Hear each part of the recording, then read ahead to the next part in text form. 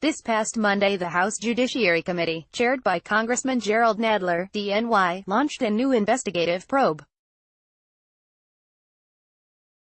The purpose of the probe is to explore possible wrongdoing by President Donald Trump, including obstruction of justice, misuse of office for personal gain, and abuses of power. It began by requesting documentary evidence from 81 separate individuals and organizations, ranging from President Trump's children, to former campaign officials, to Julian Assange himself. This new, sweeping investigation is taking the spotlight from special counsel Robert Mueller's investigation launched in May 2017.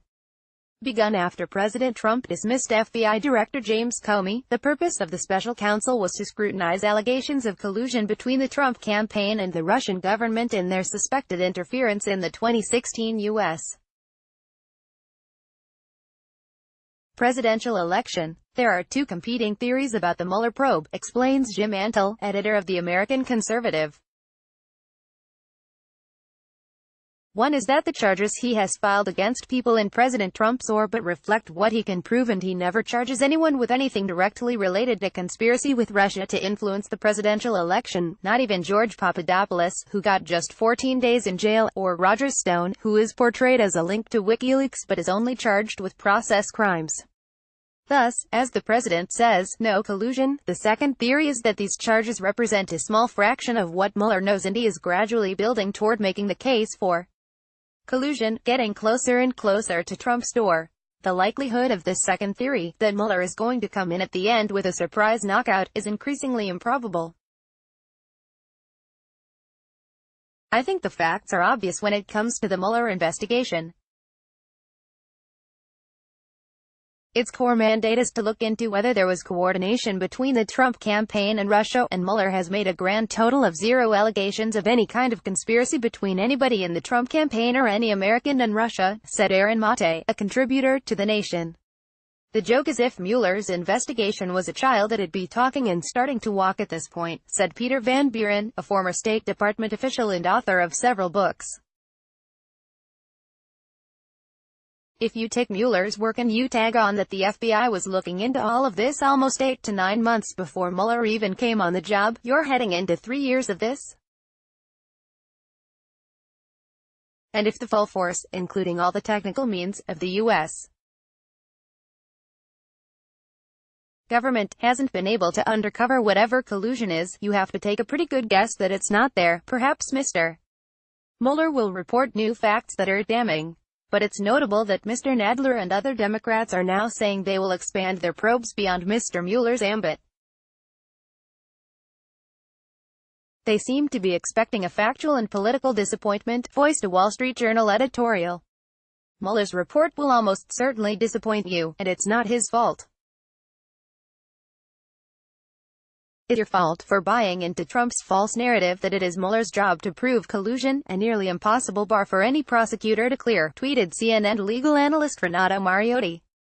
So, pundits like Mariotti have been telling their audiences for 2 years that there is evidence of collusion, but now they're actually blaming not themselves, they're blaming their audiences for believing that Mueller could possibly pass the legal threshold for proving it.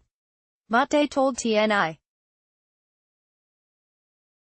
So, I think now with people realizing that actually, Judgment Day is approaching and they're going to be held accountable for 2 years of raising expectations, I think that's why right now we're seeing this attempt to change the conversation and tamper down expectations that they themselves have been fueling for 2 years. Van Buren agrees, saying you can almost hear the pivot as Democrats and media organizations change their narrative. If you were to do a statistical analysis, for example, of Rachel Maddow, you would note that she has turned from Russiagate to corruption and has begun to downplay all of these things. So yes, it's happening in real time in front of us. They're preparing us that there will be no smoking gun, and they're setting up what we're going to do for the next 2 years, which is going to be talk about corruption, he told TNI. It's going to be very confusing for people, but it's going to give Democrats and the media the opportunity to say corruption, corruption, corruption over and over and over again because they have failed with anything regarding Russiagate. Van Buren continued. Perceiving the failure of the Mueller investigation on the horizon, the House Judiciary's probe will be looking elsewhere. Representative Jerrold Nadler, who has also been a huge Russiagate promoter, now says that this investigation goes far beyond collusion, said Mate. If the Democrats can't impeach Trump for treason, then they'll have to find themselves high crimes and misdemeanors. Congressman Doug Collins, ARGA, the ranking member on the House Judiciary Committee, told Chairman Nadler in an open letter that, "Why, our investigation is an abuse of Congress's oversight power.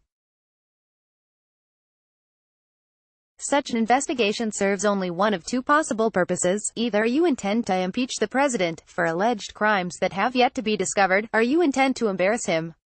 While the motivations for both the Mueller and Nadler investigations might be the same, an early and ignominious close to the Trump presidency, the perception of how they carry themselves is the inverse.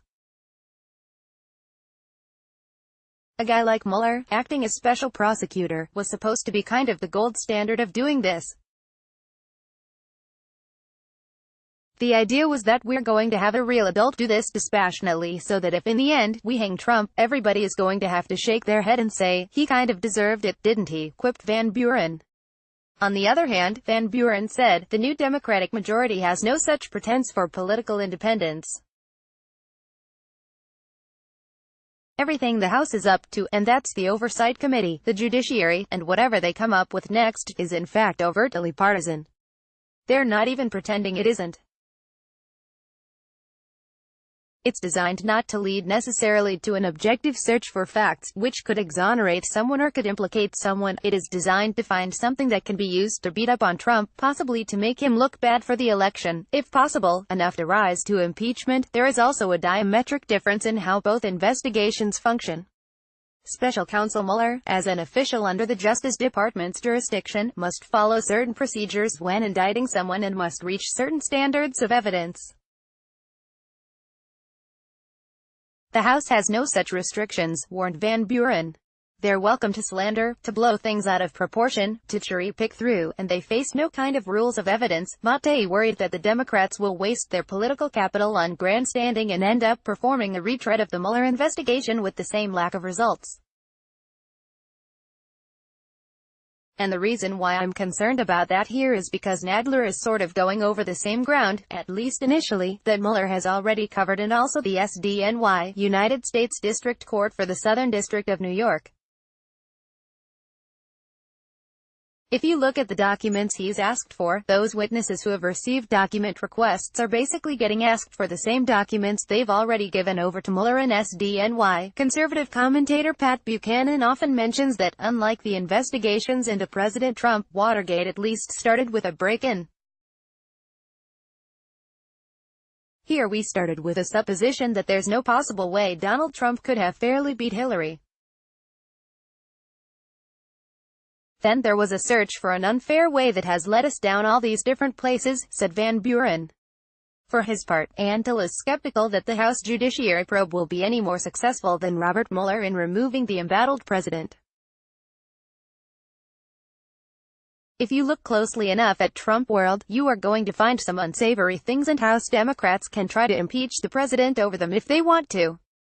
The real question is whether they discover anything that will sway the 20 Republican senators they actually need to vote to remove Trump from office for this gambit to be successful. Mueller has a better chance of doing that than partisan Democrats in the House.